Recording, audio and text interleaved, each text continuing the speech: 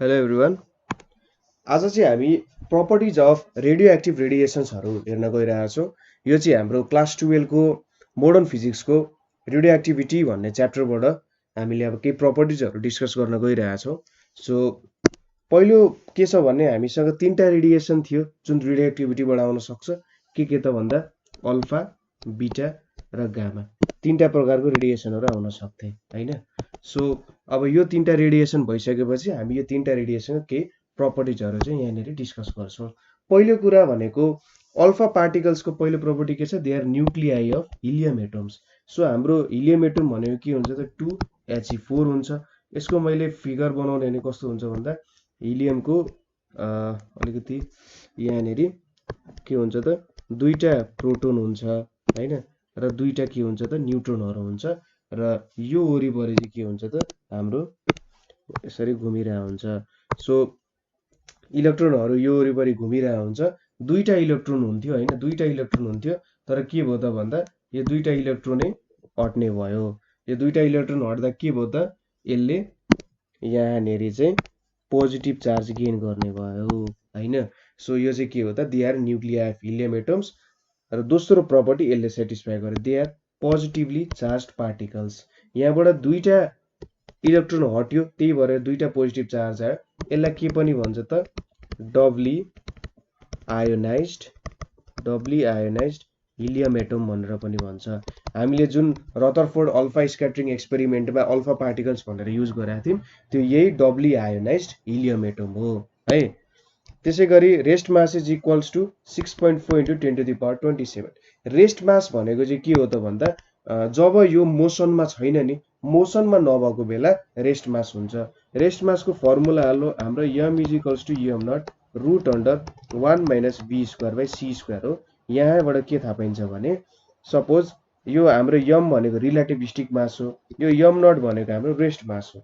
So यदि मेरो velocity चाहिँ 0 भयो भने मेरो के पाउँछु त m is equals to m0 भनेर पाउँछु। सो रेस्ट मास भनेको कति हुने रहेछ 6.4 × 10⁻27 हुने रहेछ। मोसनमा भयो भने के हुन्छ त मास बढ्दै जान्छ। तपाईले यहाँनिर भेलोसिटीको भ्यालु बढाउँदै जानु भने के देख्नुहुन्छ तपाईको मास बढिरहेछ, त्यो भनेको चाहिँ तपाईमा इनर्जी थपिरहेको हो। अर्को कुरा सोर्स अनुसार के हुन्छ त हाई भेलोसिटी चाहिँ प्रोड्युस हुन सक्छ। ठीक छ, सोर्सले कसरी इमिट गरिरहेछ त्यो अनुसार त्यसको भेलोसिटी हुन्छ। सो यदि सोर्सले चाहिँ हाई भेलोसिटीको इमिट गर्न सक्छ भने त्यसको भेलोसिटी पनि हाई हुन्छ, तर लो भेलोसिटीको हुन्छ भने सोर्सले लो भेलोसिटीमै इमिट गरिरहेछ भन्ने हो। दे इफेक्ट फोटोग्राफिक प्लेट्स भनेको हुन्छ। अब हाम्रो फोटोग्राफिक प्लेट्स भनेको समथिङ के साइनाइडबाट बनेको हुन्छ हैन, हो त्यो फोस्फोरस साइनाइडिक समथिङ केबाट बनेको हुन्छ। त्यो फोटोग्राफिक प्लेट्सलाई चाहिँ अल्फा पार्टिकल्सहरूले अथवा डबली आयोनाइज्ड हिलियम एटमले चाहिँ के गर्छ त एफेक्ट गर्न सक्छ। ठीक छ, त्यहाँनेरि चाहिँ के गर्न सक्छ प्याटर्नहरू क्रिएट गर्न सक्छ। अर्को भनेको यसको इनर्जी भनेको अबाउट 6 मेगा इलेक्ट्रोन भोल्ट हो हैन। यो भनेको के हो त भन्दा यदि मैले यो भनेको यो इनर्जी भनेको कति हो त भन्दा कुनै पनि इलेक्ट्रोनलाई मैले यदि 6 मेगा भोल्टको भनेको कति हुन्छ 6 मेगा भोल्ट भनेको 6 × 10⁻6 भोल्टको पोटेन्शियल डिफरेन्स 6 × 10⁻6 भोल्टको पोटेन्शियल डिफरेन्समा एक्सेलरेट गरे भने त्यसको इनर्जी जति हुन्छ मेरो हिलियम एटम अथवा अल्फा पार्टिकलको इनर्जी त्यति नै हुन्छ। So it's a high amount of energy. अब प्रोड्युसेस फ्लोरेसेन्स एन्ड फोस्फोरेन्स भनेको छ। फेरि हामी रुदरफोर्ड अल्फा स्क्याटरिङ एक्सपेरिमेन्टमा फर्क्यौँ भने के छ त भने जुन अल्फा पार्टिकल छ त्यसले चाहिँ के गर्थ्यो स्क्रिनमा विभिन्न पोइन्टमा फ्लोरेसेन्सहरू प्रोड्युस गर्थ्यो। फ्लोरेसेन्स भनेको कुनै पनि चार्ज पार्टिकलहरू ठोकियो भने चाहिँ के हुन्छ त त्यहाँनेरि सपोज जिङ्क सल्फाइडहरू जस्तो मेटेरियलहरू युज गरेको छ भने त्यहाँनेरि के हुन्छ लाइट प्रोड्युस हुन्छ। सपोज हाम्रो बत्तीहरूमा हामी देखिरहन्छौँ कि इलेक्ट्रोन जब हामी हाल्छौँ त्यो बत्ती ग्लो हुन्छ नि, ग्लो हुँदा पनि त्यहाँ फोस्फोरेन्स र फ्लोरेसेन्सकै कन्सेप्टहरू युज भइरहेको हुन्छ। ठीक छ, ionize the gas through which they pass. Suppose तिनीहरूलाई हामीले नर्मल एटमोस्फियरहरूमा पठायौँ भने के हुन्छ त तिनीहरूले मोलिक्युल्सहरूसँग सपोज एयरको मोलिक्युल्स O2 N2 हो त्यस्तो मोलिक्युल्सहरूसँग ठोकेर चाहिँ के गर्छ तिनीहरूबाट चार्ज पार्टिकल्सहरूलाई नकआउट गर्न सक्छ। चार्ज पार्टिकल्स नकआउट भयो भने के हुन्छ त भन्दा त्यहाँनेरि त चार्जको इम्ब्यालेन्स हुने भयो सो चार्जको इम्ब्यालेन्स हुनु भनेको के हो त आयोनाइज हो। सो अल्फा पार्टिकल्सहरूले चाहिँ के गर्न सक्ने रहेछ त त्यहाँनेरि आयोनाइज गरिदिन सक्ने रहेछ। अब gets scattered while passing through a thin metal foil. अब के हो त भन्दा कुनै थिन मेटल फोइलबाट पास हुँदाखेरि तिनीहरू के हुन सक्छ त स्क्याटर हुन सक्छ। अर्को प्रपर्टी भनेको less penetrating power than that of beta particle. Beta particle भन्दा चाहिँ के छ त तिनीहरूको लेस पेनिट्रेटिङ पावर छ है। यिनीहरूले चाहिँ जे सानो अब मेटेरियलहरू चाहिँ छेड्न सक्छ, धेरै ठुलो मेटेरियल चाहिँ छेड्न सक्दैन। इन्ड्युस आर्टिफिसियल रेडियो एक्टिभिटी भनेको यसले चाहिँ अरू मेटेरियलहरूमा पनि रेडियो एक्टिभ इफेक्टहरू देखाइदिन सक्छ। ठिक छ, आर्टिफिसियल रेडियो एक्टिभिटीमा पनि यसले चाहिँ मद्दत पुर्याउँछ भन्नु हो। अर्को के छ अब बिटा पार्टिकल्सहरू छ। बिटा पार्टिकल्सहरू भनेको चाहिँ इलेक्ट्रोन्स अफ न्युक्लियर ओरिजिन भनेको छ। न्युक्लियसबाट चाहिँ के आउँछ त बिटा पार्टिकल्स आउँछ जस्तो भन्नु हो। ठिक छ, सो यो एक्जाम्पललाई कसरी बुझ्न सकिन्छ भने सपोज मैले के लिन्छु C14 6 छ, यहाँनेरि के भयो त N14 7 छ हैन, र यसले के गर्छ त एउटा बिटा पार्टिकल आयो। यहाँ हेर्नु त यो दुईटाको डिफरेन्स गरे भने कति आउँछ 14 - 6 भनेको 6 14 8 आयो। 8 वटा के छ त न्युट्रोन छ। तर यहाँनेरि मैले सबट्र्याक्ट गरेँ भने 14 - 7 भनेको के छ 7 हुन्छ। सो यहाँनेरि 8 वटा न्युट्रोन छ, यहाँनेरि 7 वटा न्युट्रोन छ। अब यहाँबाट के सकिन्छ त एउटा न्युट्रोन आयो नि एक्स्ट्रा। एउटा न्युट्रोन आउनुको मतलब के हो, यहाँनेरि एउटा प्रोटोन आयो हैन, एउटा प्रोटोन आयो यहाँनेरि, सरी 1 0 हुँदैन, यहाँनेरि 1 हुन्छ, यतापट्टि चाहिँ 0 हुन्छ, एटमिक नम्बर 0 हुन्छ यसको। यहाँनेरि 1 आयो र यतापट्टि के आउँछ त -1 आउँछ। यसरी चाहिँ के भयो त भन्दा यहाँ यो बिटा पार्टिकल आइपुग्यो नि। बिटा पार्टिकल भनेको त इलेक्ट्रोनहरू हो, इलेक्ट्रोनलाई बिटा पार्टिकल भन्छ। सो यहाँबाट के देखियो त यहाँ एउटा प्रोटोन बेसी रहेछ यताको भन्दा। सो यो प्रोटोनबाट चाहिँ के आयो त सरी एउटा न्युट्रोन बेसी रहेछ। C614 मा N714 भन्दा एउटा न्युट्रोन बेसी छ। सो यो न्युट्रोनबाट चाहिँ एउटा पोजिटिभ पार्टिकल आयो र एउटा नेगेटिभ इलेक्ट्रोन आयो। सो यहाँबाट के बुझिन्छ भने न्युक्लियर ओरिजिन हुन्छ, किनभने हाम्रो न्युक्लियसमा त न्युट्रोन पनि हुन्छ हैन। सो न्युट्रोनबाट आएको भएको कारण चाहिँ यो चाहिँ एउटा न्युक्लियसको इलिमेन्टबाट आएको भएको कारण न्युक्लियर ओरिजिन भयो। ठिक छ, त्यसपछि के छ त नेगेटिभली चार्ज पार्टिकल्स हो हैन। इलेक्ट्रोन्स भएपछि त त्यसै नेगेटिभली चार्ज पार्टिकल हुने भयो। यिनीहरूको भेलोसिटी भनेको चाहिँ order of 10 to the power 8 metre per second.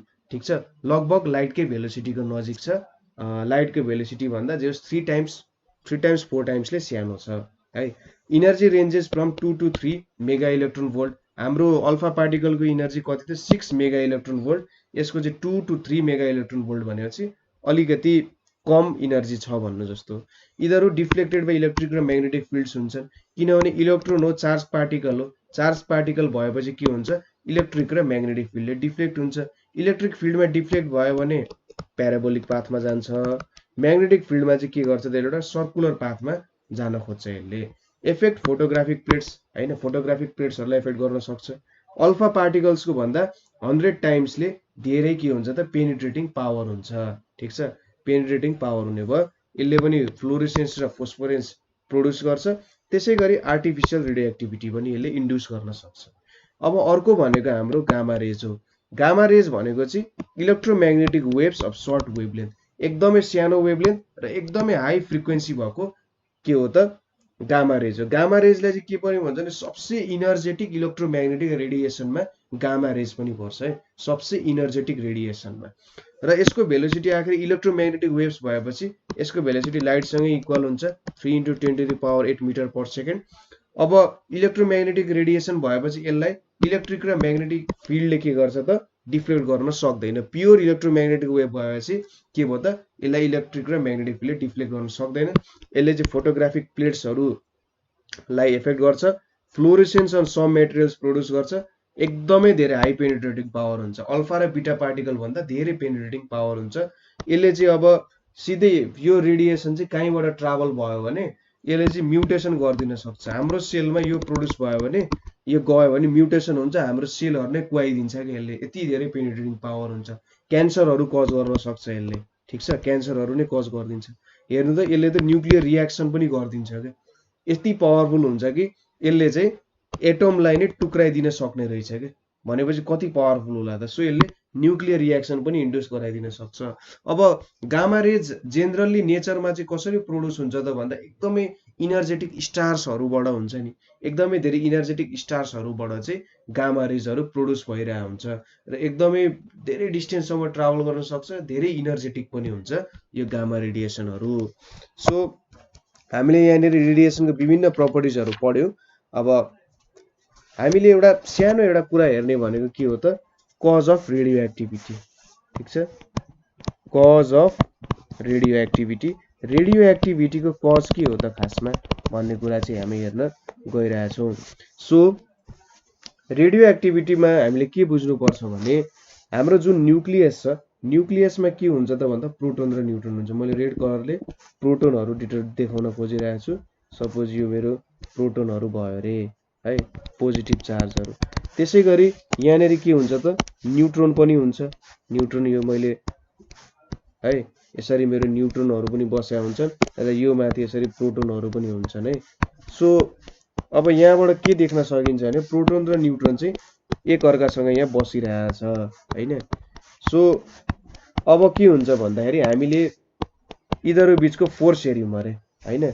यिनीहरू बीच भनेको कस्तो फोर्स हुन्छ भने स्ट्रङ फोर्स हुन्छ। ठिक छ, के हुन्छ अरे त स्ट्रङ फोर्स भन्छ, यसलाई चाहिँ स्ट्रङ न्युक्लियर फोर्स पनि भन्छ। स्ट्रङ न्युक्लियर फोर्स भनेर पनि हामीले पढ्ने गर्छौँ। हामीसँग 4 प्रकारको फोर्स छ। हामीले स्ट्यान्डर्ड मोडल भन्ने च्याप्टरमा पढ्छौँ। के फोर्स हुन्छ, के हुन्छ भन्ने कुरा हामी हेर्छौँ। र यो फोर्स चाहिँ के हुन्छ त, स्ट्रङ न्युक्लियर फोर्स जुन छ, स्ट्रङ न्युक्लियर फोर्सहरू भनेको न्युक्लियन्सको बीच मात्रै हुन्छ है। न्युक्लियन्सको बीच भनेको प्रोटोन र न्युट्रोनको बीच मात्रै के हुन्छ त, यो फोर्स चाहिँ हुन्छ। यो फोर्स के छ त, सर्ट डिस्टेन्सको हुन्छ, SHORT सर्ट डिस्टेन्सको हुन्छ। त्यसै गरी यो भनेको के हुन्छ त, एट्र्याक्टिभ मात्रै हुन्छ, रिपल्सिभ हुँदैन कहिले, एट्र्याक्टिभ मात्रै हुन्छ हैन। यो फोर्स एट्र्याक्टिभ हुन्छ। यो चाहिँ प्रोटोन र न्युट्रोन बीच हुने फोर्स हो है, अरू बीच हुँदैन। प्रोटोन बीच, न्युट्रोन बीच पनि हैन, प्रोटोन र न्युट्रोन बीच हुने फोर्सहरू हो है। अब के हुन्छ भन्दा हेर्नु त, यहाँनिर प्रोटोनहरू पनि छ, पोजिटिभ चार्ज पनि छ र न्युट्रोन छ। पोजिटिभ चार्जहरू बीच के हुन सक्छ त भन्दा के हुन्छ होला हैन, हुन्छ इलेक्ट्रोस्ट्याटिक फोर्स हुन्छ। अब यिनीहरू त लाइक चार्जेस हुन् हैन। लाइक चार्जेस भएपछि के भयो त भन्दा यिनीहरू बीच चाहिँ रिपल्सिभ फोर्स हुन्छ। ठिक छ, रिपल्सिभ फोर्स हुने हो। यदि हामीले इक्वेसनको फर्ममा यसलाई रिप्रेजेन्ट गर्ने हो भने सपोज दुईटा प्रोटोन बीचको फोर्स भनेको Q/4πε0 r² हुन्छ। अब यो भनेको Q²/4πε0 r² भयो। दुईटा प्रोटोनको चार्ज सेम हुन्छ भनेर मैले लिए। अब यहाँनिर यो रेडियस त एकदमै धेरै सानो छ हैन। यिनीहरू बीचको डिस्टेन्स कति छ त, 10⁻⁻15 मिटरको अर्डरमा छ। भनेपछि हाम्रो फोर्स के छ त, इन्भर्सली प्रोपोर्सनल टु रेडियसको स्क्वायर छ। भनेपछि यो फोर्स एकदमै सानो डिस्टेन्स भयो भने फोर्स त कति धेरै होला त यिनीहरूको बीच, we can just imagine. So यहाँनिर एकदमै धेरै फोर्स छ। तर यो फोर्स भन्दा पनि दरो चाहिँ के हुन्छ त, प्रोटोन र न्युट्रोन बीचको स्ट्रङ न्युक्लियर फोर्स अझै यो भन्दा धेरै ठुलो हुन्छ हैन, धेरै म्याग्निट्युडको अर्डरमा ठुलो हुन जान्छ। सो स्ट्रङ न्युक्लियर फोर्स भनेको चाहिँ मैले के भन्दा एउटा स्प्रिङको जस्तो फोर्स हुन्छ। सपोज तपाईले न्युट्रोन र प्रोटोनलाई टाढा लाग्न खोज्नुभयो, जति टाढा लानुहुन्छ त्यति नै गाह्रो हुन्छ क्या। किनभने स्प्रिङलाई सपोज दुईटा स्प्रिङको यो यसरी मैले एउटा स्प्रिङ बनाएँ, स्प्रिङको यो इन्डलाई र यो इन्डलाई टाढा लान खोज्नुभयो भने जति टाढा लानुहुन्छ त्यति नै टाढा जान गाह्रो हुन्छ नि। किनभने यिनीहरूको बीच के हुन्छ त, फोर्स बढ्दै बढ्दै बढ्दै गइरहेको हुन्छ, रिस्टोरिङ फोर्स बढ्दै गइरहेको हुन्छ। सो यसमा पनि के हुन्छ त, रिस्टोरिङ फोर्स बढ्दै जान्छ। सपोज के हुन सक्छ भने जति बेला हाम्रो एटोमिक मास हुन्छ नि, एटोमिक मास चाहिँ एकदमै धेरै हुन्छ, एकदमै धेरै ठुलो हुन्छ, त्यति बेला के हुन्छ त भन्दा प्रोटोनको नम्बर पनि एकदमै धेरै ज्यादा हुन्छ हैन। त्यो बेलामा चाहिँ यिनीहरूको इलेक्ट्रोस्ट्याटिक फोर्स जुन छ नि, इलेक्ट्रोस्ट्याटिक फोर्सले गर्दा के हुन्छ, यहाँनिर अनस्टेबिलिटी आउन थाल्छ हैन। यो अनस्टेबिलिटी आएपछि के हुन्छ त, हामीले जहिले पनि के थाहा छ भने कुनै पनि सिस्टम इक्विलिब्रियममा हुन चाहन्छ हैन।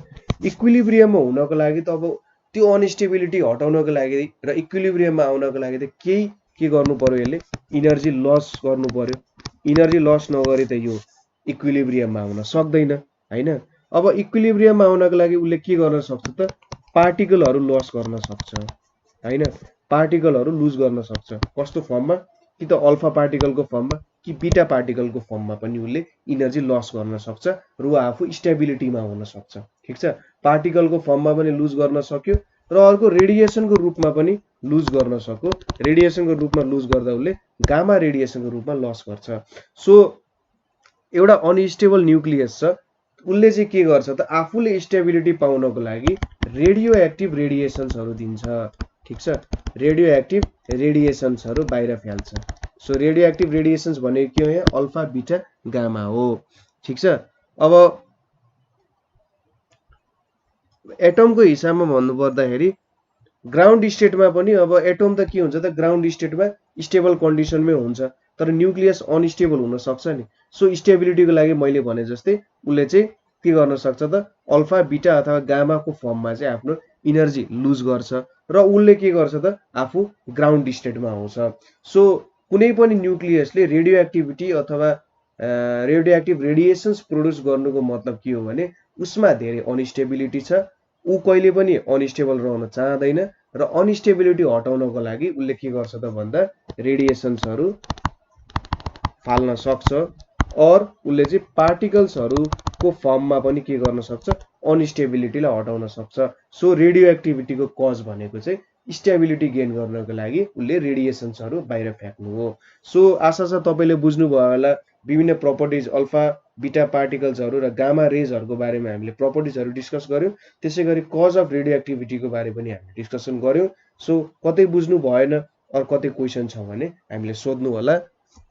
So thank you for watching.